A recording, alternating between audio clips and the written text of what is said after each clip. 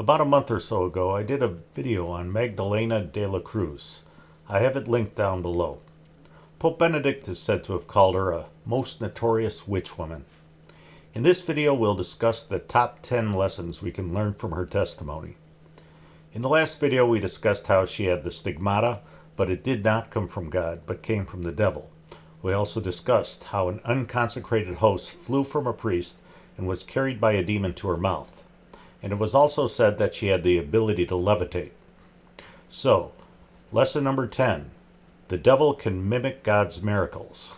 St. Thomas Aquinas tells us, if we take a miracle in the strict sense, demons cannot work miracles, nor can any creature, but God alone, since in the strict sense, a miracle is something done outside the order of the entire created nature, under which order every power of a creature is contained. But sometimes miracle may be taken in a wide sense, for whatever exceeds the human power and experience, and thus demons can work miracles, that is, things which rouse man's astonishment by reason of their being beyond his power and outside his sphere of knowledge.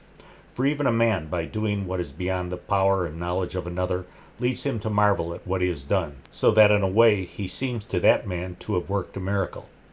It is to be noted, however, that although these works of demons which appear marvelous to us are not real miracles, they are sometimes nevertheless something real. Thus, the magicians of Pharaoh, by the demon's power, produced real serpents and frogs, and St. Thomas goes on to explain how this is accomplished. Lesson number 9. We are not necessarily protected by being inside a church. Though we are safer from the wickedness and snares of the devil while we are at a consecrated place, no place makes us completely immune from the snares of the devil. While Magdalena was in the choir, presumably in the church, a demon came to her in the shape of a dove, which the other nuns had believed was the Holy Ghost. And if you've ever had bad thoughts come to you while you were in church, you already know that this is true. Lesson number 8. The devil can impart secret knowledge. As we know from St. John of the Cross, secret knowledge can just as easily come from the devil as it might come from God. Magdalena testified that once when certain people were receiving the Eucharist, it seemed to her as if some were black and some white. She said that the black people were in a state of sin because she knew certain things about them. Lesson number 7. The devil torments even those who serve him. Once when Magdalena was walking and desiring to know the pains Our Lady suffered during the death of her son, a demon pushed her from behind and made her fall. She was hurt very badly on her chin, which she had to bandage for many days. On another occasion, a demon abused her because she refused to consent to a certain lascivious act that he wanted her to perform. In anger, he took her by the hair and raised her up very high, and then he let her fall to the ground. She was greatly wounded and ill for many days. Lesson number 6. The devil mimics ecstasy. Magdalena testified that demons appeared to her in the shapes of saints such as St. Francis and St. Jerome and St. Anthony, and seeing those shapes many times, she became spiritually enraptured, and in this state she experienced visions from the devil. But when she talked about those visions, people believed that they were visions from God. Magdalena confessed that once when she was enraptured, the demons put some large needles through her feet, and she suffered great pain. Lesson number 5. The devil may fool us even if we're in a state of grace.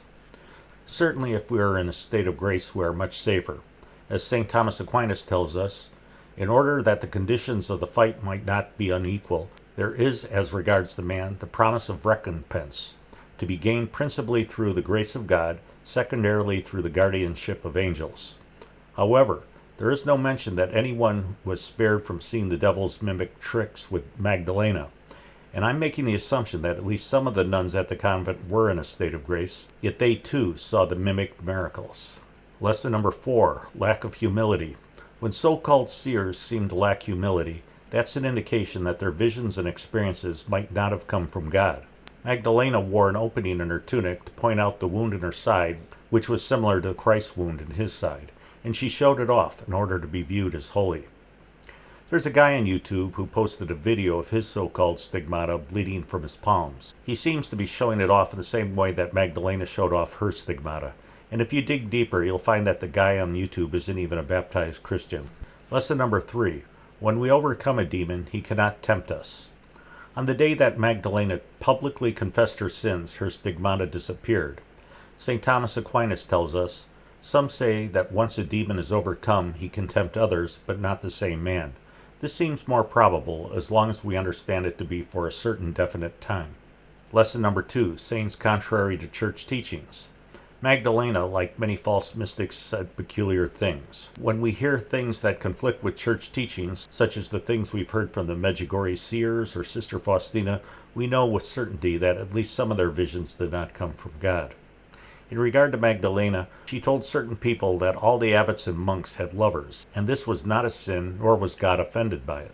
Also, she made a nun eat meat on a forbidden day, and she made others work, saying that it was always better to work than to rest. And lesson number 1, the devil gives consolations. Magdalena had demonic companions since she was a little girl, and she knew that those companions were evil since she was the age of 13. But by that time, since the demons helped others view her as holy in her village, she did not want to part from them.